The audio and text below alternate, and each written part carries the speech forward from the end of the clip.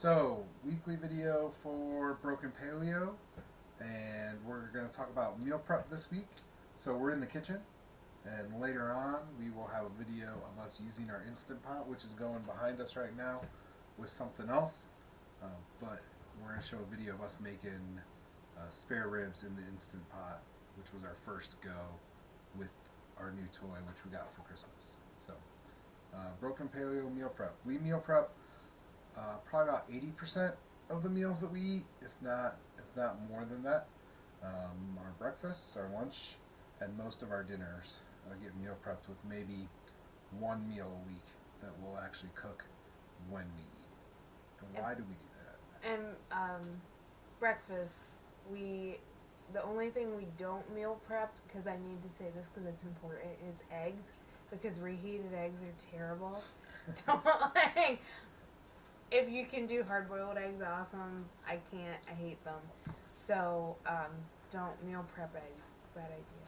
But the reason we do our meal prep one day a week and knock it all out is because we frankly don't have the time to cook every night. There are nights where Steve gets home and I'm not home for 3 or 4 hours after you're home. There are nights he's home and he's gone because he's going to grad school, and I don't see him until 9 or 10 at night. So it makes more sense for the lives that we live to make food and be able to eat it. Now, we usually do eat together. We'll wait and eat dinner together. But instead of me trying to time when to cook a meal and have it ready, or it sits and it gets cold, it's already done. And then when we eat, we eat. And if we have to take it on the go or something, it's already made up, so you can portion it out and take it with Yep. So usually on the weekends we will meal prep. It's Saturday or Sunday, whatever fits into our schedule, and sometimes twice a week we'll do it. And we try and focus on producing 2, 3 proteins, 2 or 3 vegetables, and at least one carb source, and then we'll use fruit for another carb source for us throughout the week too. So like last week we made potatoes 3 different ways.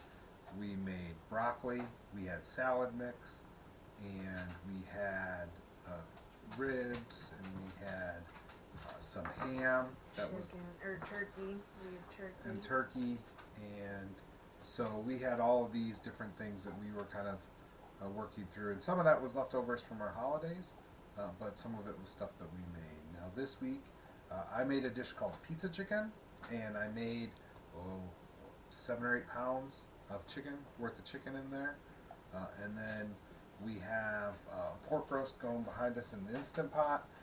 I also found a deal on some of those mechanically tenderized round steaks that we'll use for breakfast. And I'm sorry for the shaky camera. We have a very needy dog underneath here that's like, let me in your lap, let me in your lap. So we'll have that.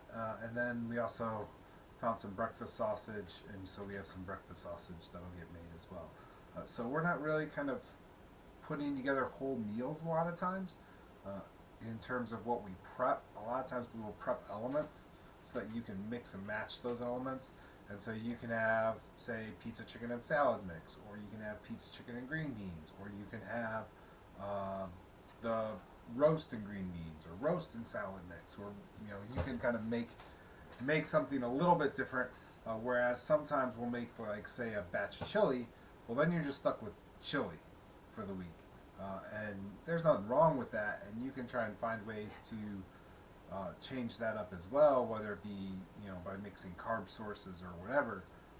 But it kind of works well for us when we know that we're eating pretty much the same thing over and over again, to kind of try and do little twists throughout the week. And then also this week, I made a big giant batch of almond butter for our fruit. So when we have, say, bananas, we can have bananas and almond butter. So I ended up making a pound and a half or so of almond butter. And when you're prepping, just you know, you if you are the type of person that wants to eat the exact same meal for every meal. So, like, you want the same breakfast, you want the same lunch, you want the same dinner. That is fine to do a whole week worth of, like, chicken and rice and broccoli for lunch. There's no problem with that. There is no problem. Before Steve and I got together, he would often make one giant batch of something and then eat that the entire week. I can't swing that. What happens with me is I'll get bored or I'll get tired, or you get tired of eating the same thing, and it's like, no, I don't want to do this, and you end up going off track, which is why we do components and you can mix and match. As far as portioning for your meals, I strongly suggest doing packers for your lunch. We're in our kitchen, so I have these here. These are fit packers, and I don't know if they have a size on the bottom. They don't.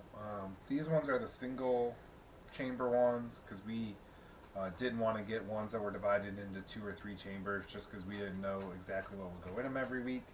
And they came on Amazon, and I think we got 20 of them for like $15. Yeah, So they were less than $1 a piece. So if they break or something happens, we're not upset. If that happens, they're the same size as like the Asian takeout containers. So if you have a connection or a friend at your Chinese takeout place, or and if you you can get your work, hands on those. if you work somewhere, there's a lot of people that do takeout. Don't be proud. Like, that's one of our favorite sayings is I ain't proud. So if you work somewhere that a lot of people are getting takeout and it's coming in these plastic containers, ask them to save it, because this is perfect. So you don't have to use these fancy ones. We do use regular Tupperware, but the key is you want to make sure it's see-through because you want to know what you're getting when you take it. And the reason I like the Fit Packers is because they are big enough to be able to fit the portions that someone like us need, while at the same time being small enough you're not eating like crazy. We have some Tupperware here that this doesn't look super big, but this actually holds about 24 ounces. So it technically holds more than this because this is shallower. So if you would fill this up without, just eyeballing it, you may be over portioning, which is why I like the smaller Tupperware. But these work just as well too. This is the Walmart brand. And the beautiful thing about the Walmart brand is they come with symbols, and the symbols match the lids. Fun fact. There you go. So that's kind of our beginning. And then I think the other part of this was that we were going to kind of show our setup and talk a little bit about like what we have in our kitchen and what we don't have in our kitchen. Because kind of how you stock your kitchen in terms of what you're doing can set yourself up for success or tempt you, depending on kind of how. So the first thing in our kitchen is we do a lot of coffee, which actually is an appetite suppressant. So if you're having trouble with cravings, I suggest putting some black coffee with maybe stevia, some sort of natural sweetener, if you need it. If at all possible, straight black coffee. It is the best way to drink coffee in your diet. If you're not a coffee person, tea works the same way as well. That's what I was drinking at the table. So we do a lot of coffee. This is a necessity. The other thing that is sitting here, we have 2 food processors. This is the one we use to make our nut butters, and you can easily go to a thrift store, Salvation Army, Goodwill, pick one of these up for like $5, and that way you don't burn the motor out in your good food processor trying to make nut butter. So there is that. We cook in a lot of cast iron. Steve, why do we cook in cast iron? Because when you cook in cast iron, you are getting the iron from that cast iron in your diet. So You're going to increase your iron intake by cooking in cast iron because you're going to get some of that.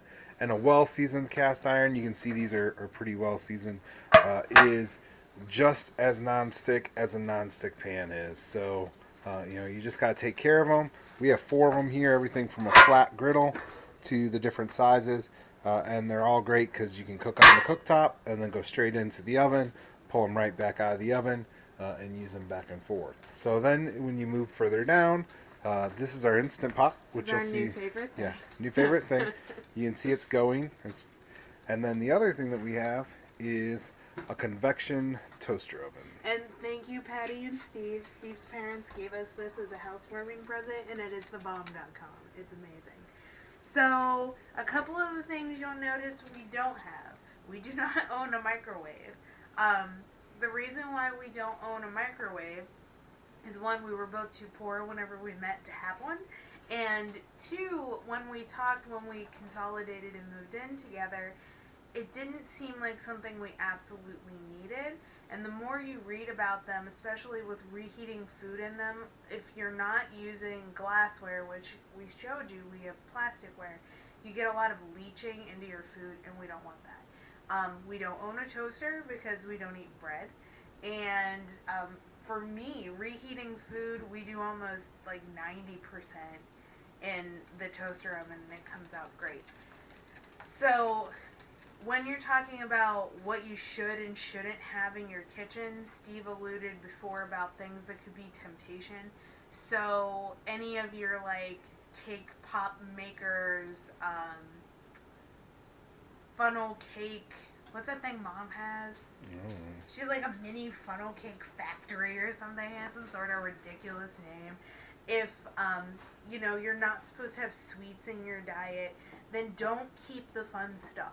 Don't keep the cheesecake pans. Don't keep, even down to like cake stands. We had a bunch of really nice blue glass cake stands.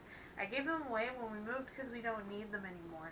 So simplify your kitchen and get rid of the things that you don't need or you don't use. And that comes down to ingredients. And we'll let Steve talk a little bit about the ingredients we have and the ingredients we don't carry in our kitchen. So, when you look at it, as far as things go, ingredients-wise, we keep a pretty healthy spice rack up here.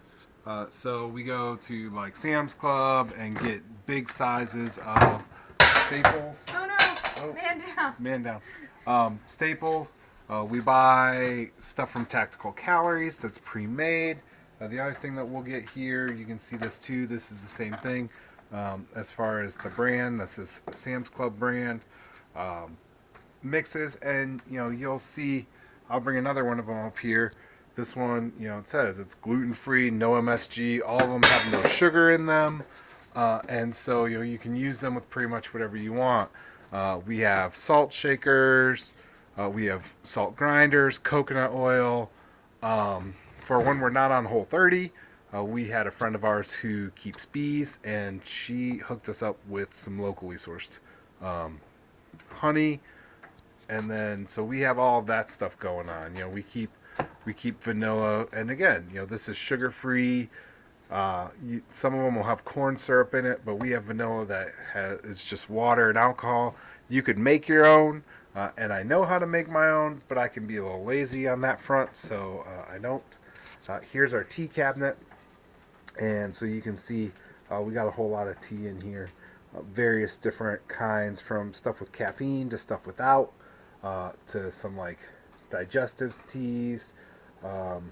Some of it's fancier than others. Tea is important for a couple of reasons, that it can help with some of your cravings, but it's also a really good way to head off a sickness, whether it's stomach problems or cold or anything like that, without having to turn to actual medicine. And then you go around, and we have our fridge, and there's some stuff in our fridge. It's not really all that clean right now because it's full of stuff, but we keep bananas.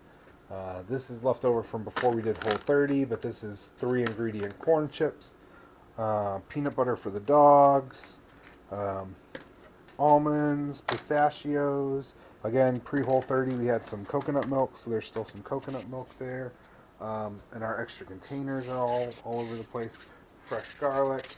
And then kind of our canned goods are down there, like canned pineapple, canned pumpkin, canned tomato paste, and like diced tomatoes and the canned tomato sauce, which is great because like if you go, this is our local store brand here, Hy-Vee, but it's tomato concentrate with salt, onion powder, garlic powder, and dried bell peppers.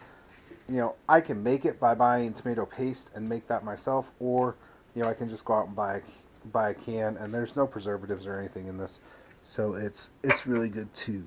And that's pretty much it. You know, that's what we keep in our house. We keep coffee, um, And meat, we've and we buy our meat in bulk, and so we'll buy our meat in bulk from a farmer who we'll talk to later on, we will buy an entire hog at a time, or a section of a cow, and then as far as eggs go, we're currently buying eggs because our chickens are being lazy, but we do have 6 chickens, and when they decide to start producing some more eggs, then we'll be eating the eggs from those chickens. So that's it. That's our. we are getting to use our Instant Pot. It's the knockoff Instant Pot because we're cool like that. But this is a pressure cooker that is like a crock pot. Yep. So you don't have to babysit it. It turns itself off. You can see Instant Pot is the name brand. This is the power pressure cooker, which is just the as seen on TV version. But it works just the same. And we are going to be making some Sugar Grove Family Farms pork loin. I already opened it because I was getting ahead of the game here.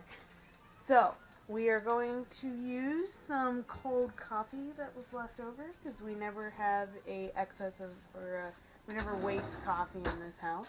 You need to have some sort of liquid whenever you're making food in the Instant Pot, unless you're trying to fry it, which we're not tonight.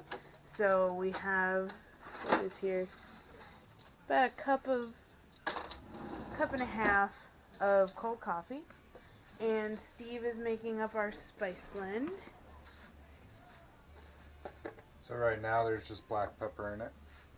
I'm adding a little bit of salt. I've got some mustard. There'll be some paprika, some cumin, some chili powder in there, and a couple other things. So that's what we're working with right now. Okay. Just kind of mixing it up as we go and kind of eyeballing how much we need. And I am going to break down this pork loin, and I won't record the whole thing because that's boring and you're not going to want to watch that. But if you have never broken down a hunk of country ribs like this before, what you're going to do is find your rib sections, and that's how you're going to segment it. So it's kind of already perforated a little bit, and we're just going to continue cutting through that and then kind of unfolding them so that they cook more evenly. So we will be back whenever we have this broken down. So the garlic, or the rub is done. It has garlic, onion, paprika, cumin, black pepper, salt, and ancho chili powder in it. And so just gonna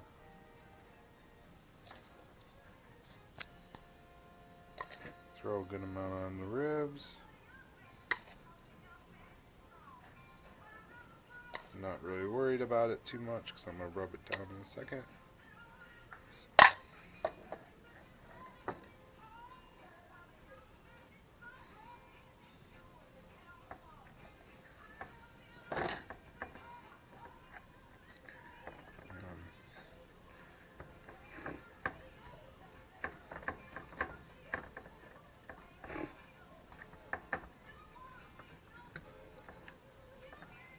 If you hear any weird snorty noises, that's because we've got a dog down here.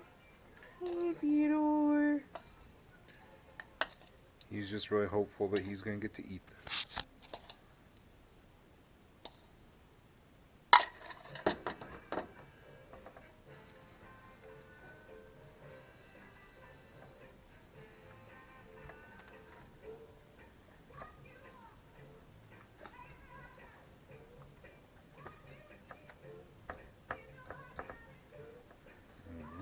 for making a rub like this, there's no right or wrong way, guys. You just want to kind of watch things like salt and things that have elements of heat so you don't make it too hot or too salty.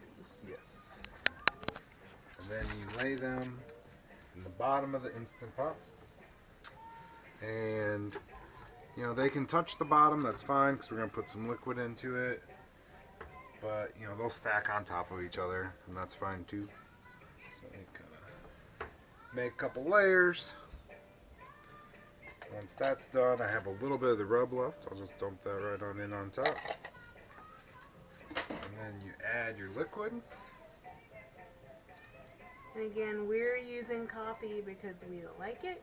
You can use chicken stock, you can make a barbecue sauce. Just use caution that if you're trying to make a paleo barbecue sauce, that you're not buying a bottled one that has cane sugar in it.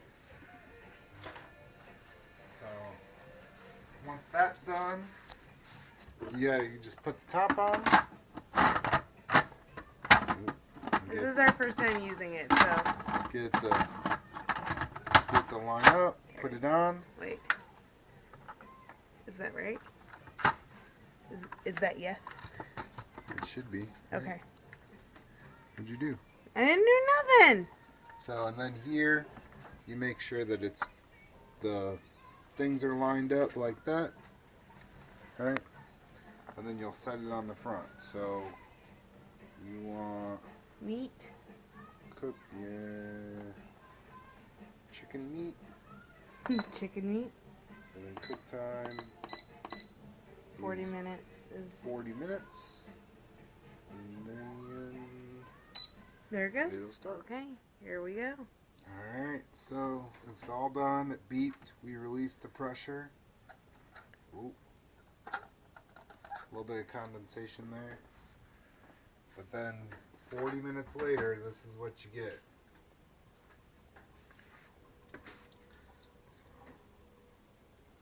They are. Oh, they are fall off the bone. Yeah, They are so done. Here's a bone. And what you can do too, I have seen some people that will cook them for about 15 or 20 minutes and then finish them in the oven. So there you go. That's it.